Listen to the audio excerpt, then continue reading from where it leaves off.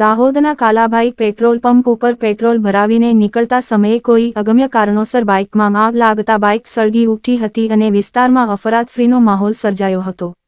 Short સર્કિટના કારણે બાઇકમાં આગ લાગી હોવાનું અનુમાન છે.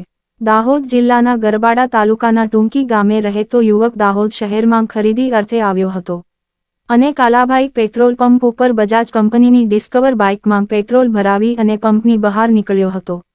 ત્યારે અચાનક બાઇક ભડભડ કરીને સળગવા લાગી હતી. અચાનક બાઇકમાં આગ લાગતા બાઇક ચાલક બાઇક ફેંકીને ભાગ્યો હતો.